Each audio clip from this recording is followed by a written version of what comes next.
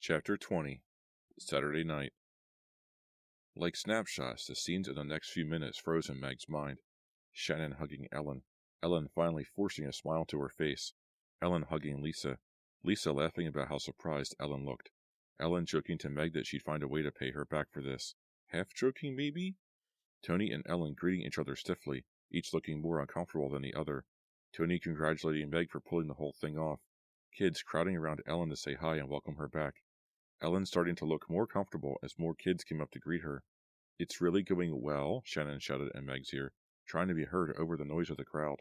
Meg jumped. She wasn't expecting anyone to come up behind her like that. "You look great," she told Shannon. "Doesn't Ellen look great?" She really was surprised. Shannon wandered off to talk to some other kids. Meg went over to Tony, who was on the edge of the crowd, not talking to anyone. "It's so hot in here. Why don't you take off that heavy leather jacket?" she asked. "I'm okay," he said, looking annoyed. The jacket bulged out above his waist. He kept both hands in his pockets. "Doesn't Ellen look great?" Meg said, starting to feel a lot better about the party. "Yeah, I guess."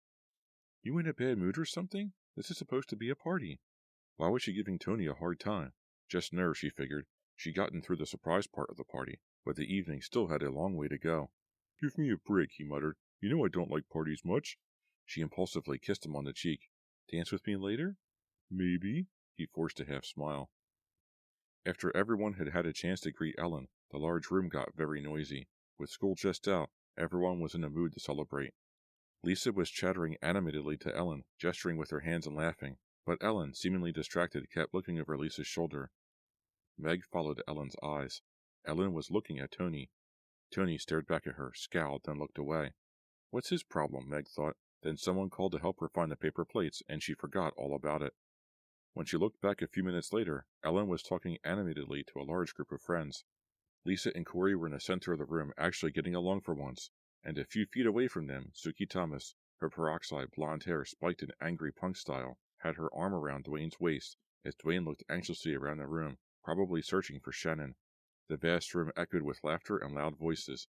All in all, this was a pretty terrific party, Meg decided. "Quick, crank up the music," Shannon shouted, startling Meg from behind once again. "And crank it all the way up. This party is okay." Meg had borrowed Tony's boombox for music. It was nearly as big as her stereo at home. She rushed across the room to put in a tape, but Ellen stopped her in the middle of the room. "Great party, Meg," Ellen said, giving Meg a hug. "What a surprise. I'm a little overwhelmed." "I thought maybe you'd be furious at me," Meg said, giggling. She had borrowed Ellen's nervous giggle, she realized. "It was very sweet," Ellen said. "I really don't deserve it." "Don't be silly," Meg said. "We all wanted to welcome you back. We miss you, Ellen. I do, especially." "I miss you, too." Was that a tear in Ellen's eye? Meg couldn't believe it. It wasn't at all like Ellen to get that emotional. The party must have really touched her. "I'm going to put some music on," Meg called to her, hurrying across the room. Dwayne stepped in her way. She nearly ran right into him. "You seen Shannon?" he asked. "Not lately," she said coldly. She looked for Suki and spotted her across the room, her arm around some other boy's waist. "Tell her I'm looking for her, okay?" "Sure, Dwayne." She hurried away from him. At the table with the boombox, she quickly shuffled through the tapes and grabbed the hottest, loudest dance music she could find and shoved it into the player. A few seconds later, the music blasted out. It sounded great, booming off the walls and ceiling of the cavernous room. Several couples began to dance. Meg looked for Tony but couldn't find him. Finally, she spotted him sitting on the floor by himself in a corner, sipping a can of soda. "Want to dance?" she shouted, standing over him, moving with the music. "Maybe later," he said. He took a long swig from the can and stared past her at Ellen across the room. He still hadn't taken off his leather jacket, Meg saw, despite the heat of the room. "Great party," Lisa said, stepping between them and giving Meg a hug. "You really did it." "We really did it," Meg said happily. "I think we all deserve a—" She never finished her sentence.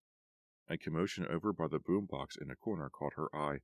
The music stopped at mid-note. Someone screamed. The few kids who were dancing turned around, confused. "Hey, what's going on?"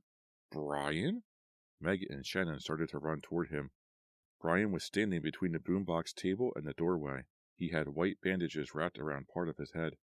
"It's the return of the mummy," someone shouted. A few kids laughed. "Quiet, everyone," Brian screamed over the laughter.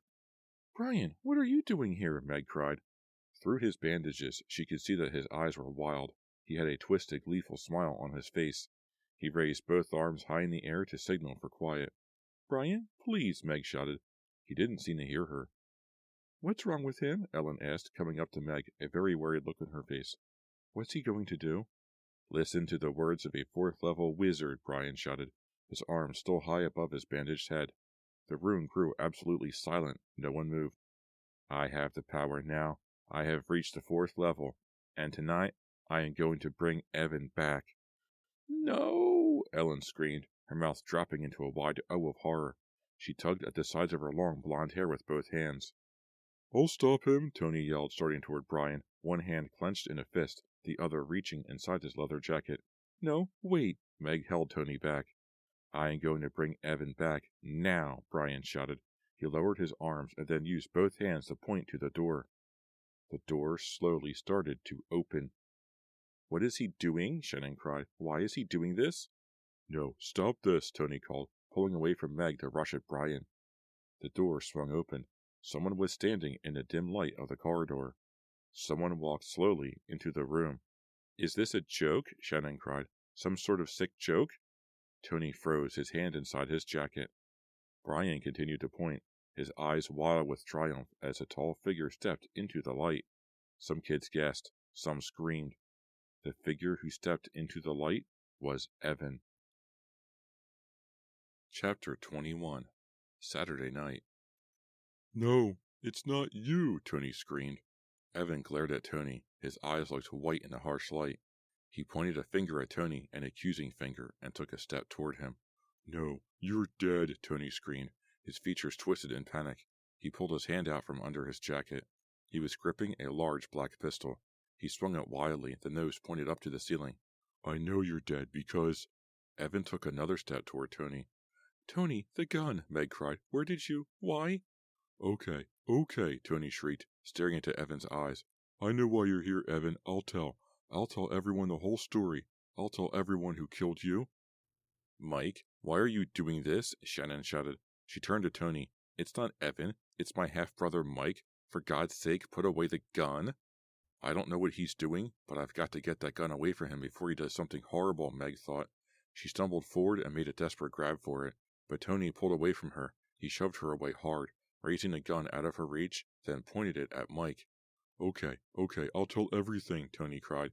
"That's what you want, isn't it? Well, all right. Listen, everyone. I know who killed Evan. I'll tell the whole story now.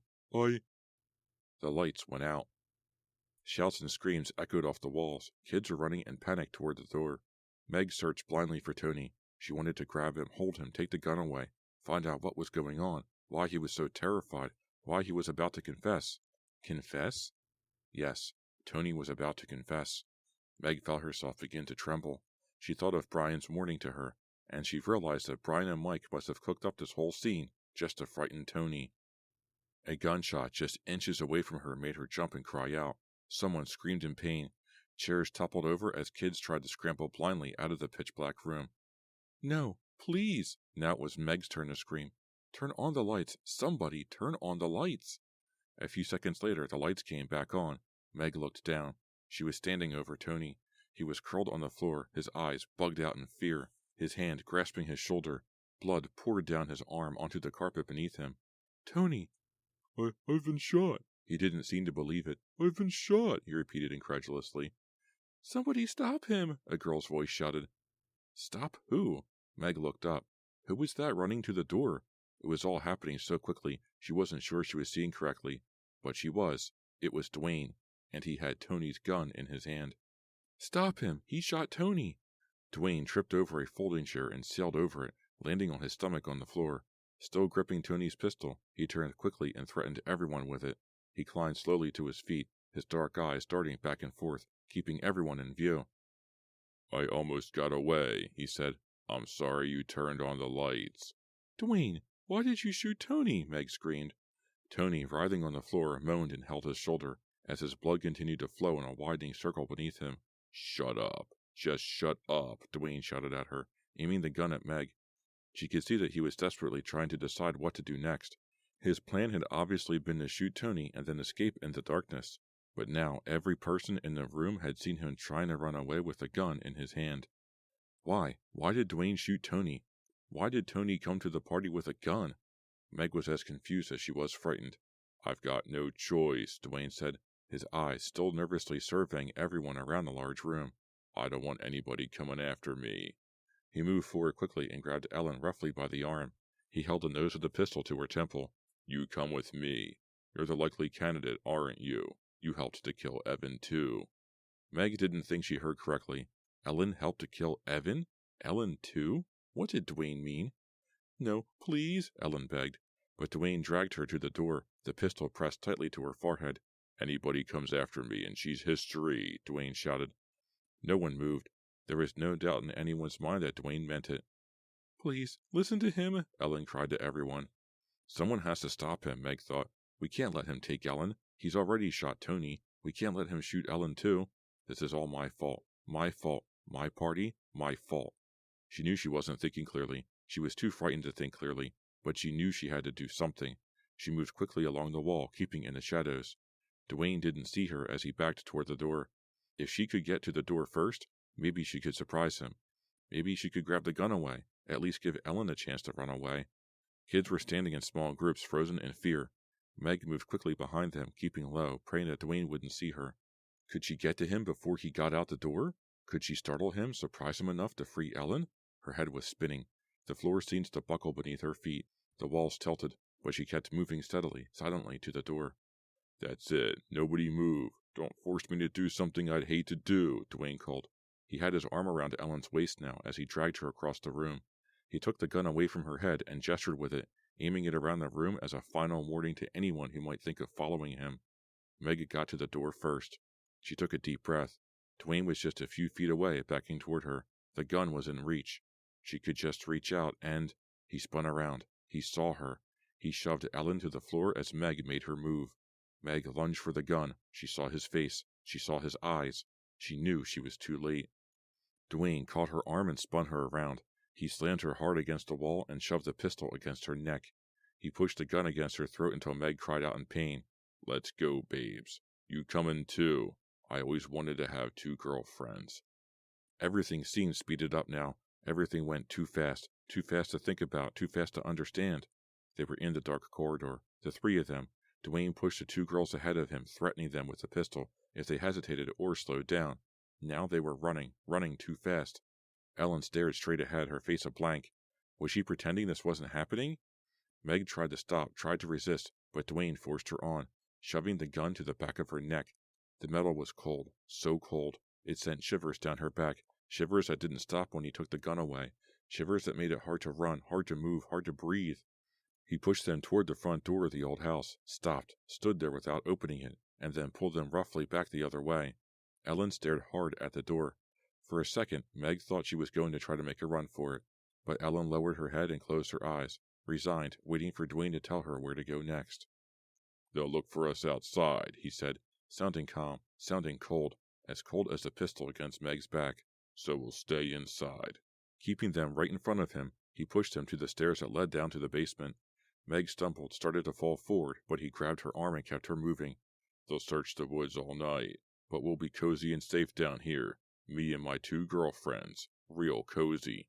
He laughed. He sounded very pleased with his plan. Why? Meg managed to ask. Her voice came out choked and small. Keep moving, he ordered, giving her a hard shove that almost sent her sprawling down the tiled stairs. Why? She repeated, too frightened to stop moving, too frightened to resist, too confused not to ask why. Why did you shoot Tony? I had to. I didn't know how much that stupid moron knew, but I couldn't take the chance. I couldn't let him tell everyone. Tell everyone what? That I killed Evan. Chapter 22. Saturday night. But Tony killed Evan, Ellen cried. I saw him. Meg stopped and uttered a cry of shock, of horror. Tony? What are you saying, Ellen? Tony killed Evan, Ellen repeated. That's impossible, Meg started. Meg, you don't know anything, Ellen said bitterly. Keep moving, Dwayne ordered, gesturing with the pistol. Where were they? He had pushed them into an area of the house that hadn't been renovated, through endless dark rooms, rooms filled with covered furniture, rooms caked with years of dust, Empty rooms filled with strange tools and equipment. They pushed open another door and stumbled into another room. Dwayne found the light switch and turned it on. It was a large kitchen.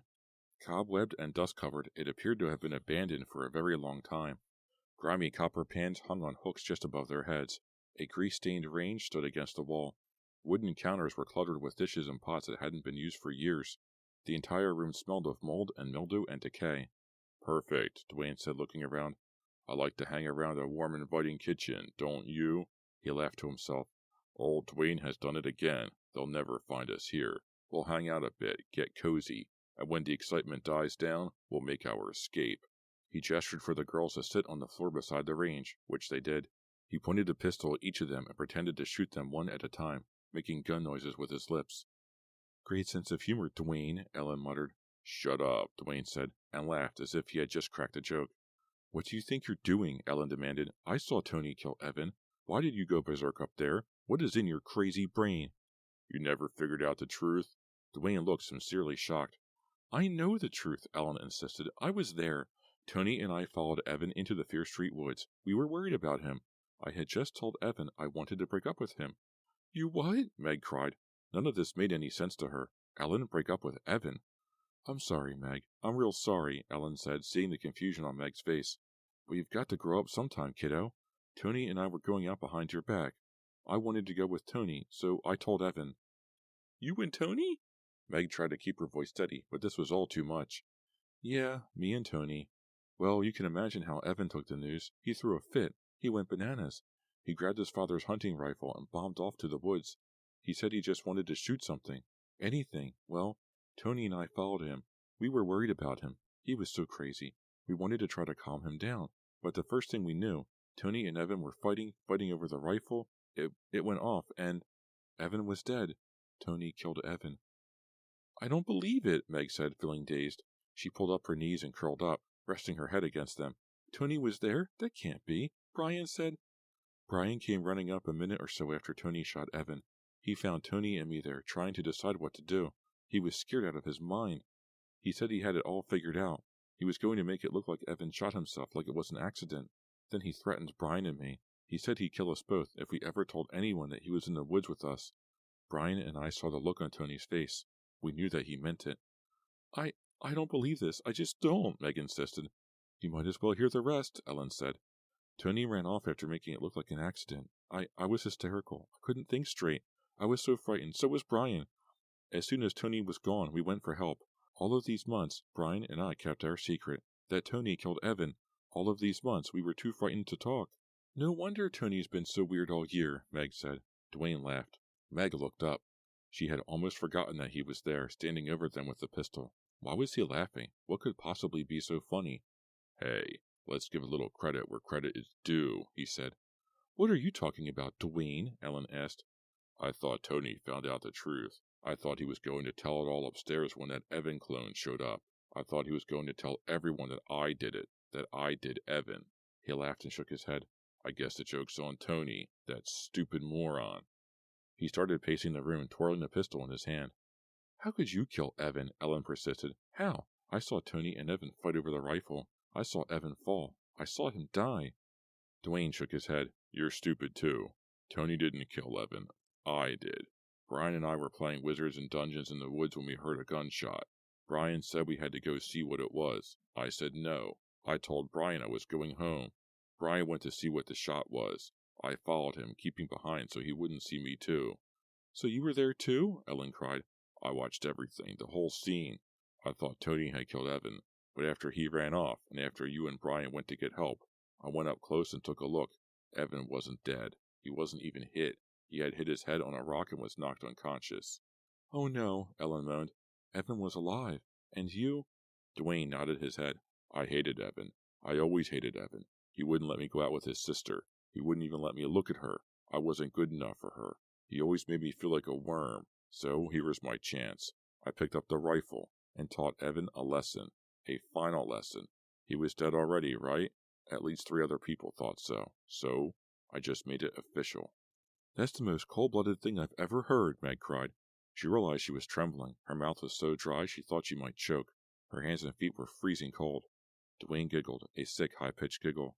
Yeah, it is, ain't it? He said boastfully. Funny thing is, it was so easy, and kind of fun in a way. He'll kill us next, Meg realized. He killed Evan as easily as swatting a fly. He's laughing about it, not the least bit sorry. He shot Tony upstairs, and now we have to be next. He's told us too much. We know everything. We're not getting out of here alive. Dwayne grinned down at her. It was as if he could read her thoughts. He twirled the pistol menacingly and stared at them both. I've got to do something, Meg thought. I can't just sit here. I've got to at least try to get us out of here. How could you kill somebody like that? Ellen screamed at Dwayne, her face filled with disgust, with loathing, and with new fear. Like this. He pointed a pistol at her and pulled back the hammer. No, don't. Ellen raised her hands as if to shield herself. Dwayne laughed and made a shooting noise with his lips. He isn't always going to pretend to shoot us, Meg thought. One of these times, very soon, he's going to pull the trigger for real. Can we stand up? Meg asked. My legs are falling asleep. Yeah, sure, Dwayne said, still staring at Ellen. Whatever. He twirled the pistol and dropped it. It clattered against a hard concrete floor. Meg helped pull Ellen to her feet, and as Dwayne bent over to retrieve the pistol, she whispered in Ellen's ear, Eek, a mouse. Dwayne grabbed a gun and turned back to them quickly. You two are pretty slow, he said with a pleased sneer. You could have made a run for it just now. We're not going anywhere, Meg said dispiritedly. She wondered if Ellen had heard her. She wondered if Ellen understood. She didn't dare look at her to see. Dwayne was watching them too closely. She just knew she had to do something. Killing Evan was so easy, Dwayne had said. She didn't want to make it easy for him. She didn't want to die in this filthy, abandoned cellar kitchen. Her back pressed tightly against a cold tile wall. She moved an inch closer to Ellen and gave her arm a light tap. Your turn, Ellen. Remember the game? Eek a mouse. Did you hear what I whispered? Please, Ellen. Please. What's going on? Dwayne shouted suddenly, raising the pistol. Ah! Ellen screamed at the top of her lungs, a deafening scream of pure terror, and pointed behind Dwayne. A mouse! Startled, Dwayne turned. Meg knew she had an instant, less than an instant. She reached up and grabbed a big copper frying pan off the wall. It was heavier than she had imagined, but she didn't think about that. In one motion, she grabbed for it, reached it, pulled it down, and as Dwayne turned back to them, she swung it and hit him hard in the face. So hard the frying pan clanged, metal against bone. Dwayne didn't utter a sound. His eyes closed. 2 teeth dropped out of his mouth. Blood gushed from both nostrils, and he fell. Meg picked the gun up from the floor. Let's go upstairs, she said, breathing hard, so hard, but breathing, grateful to be breathing. Someone upstairs must have called the police by now. They took a final look at Dwayne, lying face down in a dark pool of blood. Then they ran out of the dank kitchen and headed through the maze of dark, empty rooms toward the stairs. Hey, Ellen called, struggling to keep up with Meg. You sure know how to throw a party. Chapter 23. Sunday afternoon. So it was Tony the whole time trying to stop the party? Shannon tossed a pair of socks across the room to Mike, who dropped them into his suitcase. Shannon and Meg were up in Mike's room helping him pack to go back to school. Yeah, it was Tony, Meg said, shaking her head. What an idiot I was. You weren't an idiot, Shannon said quickly. You were, trusting, Mike said helpfully. He folded a pair of jeans into the suitcase. That's just another word for idiot, Meg said. Meg, please, that doesn't sound like you, Shannon said. You've been through a horrible time. We all have. But you can't let it make you, bitter, Mike said. He always liked finishing Shannon's sentences for her. I guess I've learned a lot from all this, Meg sighed wearily. Is Tony going to be okay? Shannon asked. He lost a lot of blood, but the ambulance arrived quickly last night. They got him to the hospital on time. The doctors there said he'll be okay, Meg said quietly. That part of her life was over, she knew. She was so used to Tony. She wondered what it was going to be like without him now. Shannon held up a pair of dirty sweat socks. You're not going to pack these, are you, Mike? No, I was going to give them to you. Happy birthday. Shannon tossed them into the suitcase. They don't smell any worse than the rest of your clothes? I talked to Tony's dad, Meg said. He's going to get him help, to get his head straight. Some friends know a really good shrink in New York. Poor Tony's very mixed up. It's going to take a long time. Think of what a year Tony must have had, Mike said, shaking his head. He went a whole year thinking he had killed Evan. A whole year scared to death that people would find out. Scared to death his life was ruined forever. And then it turns out he didn't kill Evan after all. That's pretty heavy. Poor Tony, and poor Ellen, Shannon said, and poor Brian, Poor everyone? Where is Ellen? Mike asked. Went back home this morning, Meg told him. I wonder when we'll ever see her again. They were all silent for a while, each thinking about the horrifying scene the night before at the party. Bright sunlight filtered through the curtains, which fluttered in a warm breeze. Baby robins chirped from a nest just beyond the window. Your cousin Brian's quite a guy, Mike said finally. When he came to me with that idea about pretending to be Evan, I thought he was nuts. We all thought he was nuts, Meg said. Poor Brian. He was just so frightened of Tony. He lost himself in that fantasy game world of his just so he wouldn't have to face the real world. But if it wasn't for Brian and Ellen, we might never have known the truth, Mike said wistfully. Brian and Ellen? Meg asked, surprised. Yeah, they cooked up the idea together for me to appear at the party as Evan, Mike said. That's why Ellen went to visit Brian, Meg realized, to plan that little scene. So Ellen knew all about the surprise party, Shannon said. Brian told her, Mike said. They both couldn't stand the guilt any longer, Mike said. They had to let the truth out. They had to let everyone know about Tony, about them, about what really happened in the Fear Street woods. They had wanted to go to the police for months, but they had waited so long they weren't sure the police would believe them. And they were so frightened of Tony, they thought they'd be safer if they exposed him in front of everyone, Mike continued. Brian put on a really convincing crazy act, Meg said. He was really brave, Mike said, slamming the suitcase shut. You were brave too, Meg told him. She turned away. She suddenly had tears in her eyes. It was all starting to catch up to her. Shannon came around to where Meg was sitting on the bed and put an arm around her shoulder. You'll be okay, she said tenderly. We'll all be okay now. Meg wiped away the tears with the back of her hand. She and Shannon accompanied Mike down the stairs. He stopped in the front hall to put his suitcase down. Please go tell Dad I'm ready to go to the airport, he told Shannon. Aye, sir. She hurried to the backyard. He turned to Meg and smiled. You know, I'll be back in July, he said. Maybe we could go out or something. Meg returned his smile. That would be nice, she said. I'd like to go out with you, Mike. Only, one thing. What's that? Please, no parties. This has been a Nightfall Audiobooks production of The Surprise Party by R.L. Stine, a Fear Street novel. Book 2. Hi, this is Chris with Nightfall Audiobooks, and thank you for joining me for my production of The Surprise Party by R.L. Stine. I don't know what to do with this book. It's kind of a mess. It has a very weird premise.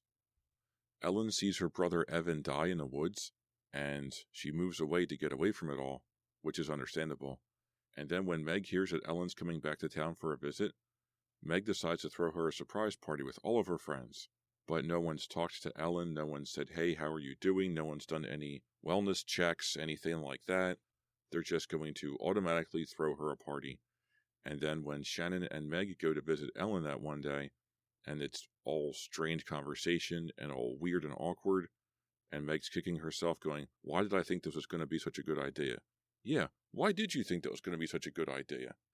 So the premise is weird, and then trying to figure out who was stopping the party in the first place, that was kind of lame too. So throwing a surprise party for someone who doesn't like parties and for someone who didn't want the party, it just doesn't make any sense.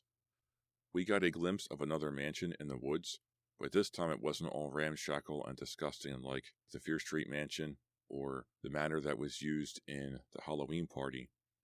This one was renovated and ready for sale, and the guy who renovated it said, hey Meg, you can go ahead and use it for a party, but make sure you clean up afterwards. I don't know about that, you know?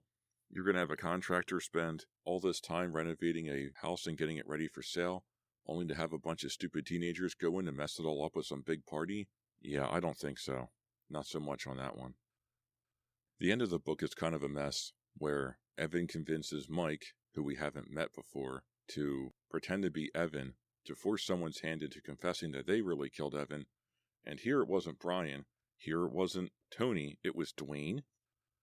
It was stupid moosehead Dwayne. It was the guy that's been trying to get horizontal or vertical in his dancing with Shannon the entire book, and Shannon's like, yeah, no thanks. What's up with these guys anyway? What was there, like a huge reunion in the woods or something like that? Everybody wanted to kill Evan? So Dwayne killed Evan because Evan never let Dwayne go out with Shannon? The jealousy and how it gets people riled up is on full display in this novel. I kind of want to laugh at this book and say, hey, if you want a mess of a book, read this. but I can't because it's just not good enough. It's okay, but after The New Girl, it's a very weird introduction to Fear Street. If you somehow missed The New Girl and you picked this up and this was your first book, I don't think I would read any more Fear Street, which is unfortunate because it's book 2. You can feel R.L. Stine really trying to figure out his formulas and figure out this world that he's creating and stuff, because he keeps on introducing Corey Brooks and David Metcalf, and Lisa Bloom comes back in, and then Arnie Tobin is there. That's fine. So he's establishing a roster of kids that are at Shadyside High. That's great. Hats off to you. But the story itself is just weird. I can't recommend this novel. I really wish I could. I don't like saying anything poor about anyone's works because it's a lot of effort to write a book. Even if the book is a disjointed mess, it still is a lot of effort to get it published and written and edited and things. I mean, the cover's really cool. I guess that's Mike on the front heading into the mansion pretending to be Evan. I'm going to go with that. It makes the cover a bit more interesting. So what should I read next? I don't know. Send me an email, nightfallaudiobooks@gmail.com. I am also at home right here on YouTube at Nightfall Audiobooks. Feel free to like, comment, and subscribe, and hit that join button to show your support. Any help is greatly appreciated, and I really, truly do mean that. I also have a Patreon page, patreon.com/nightfallaudiobooks. So tell your friends, tell your mom, tell whoever you think would like to listen to me tell them tales from R.L. Stine. Thank you very much for listening, and I will see you next time.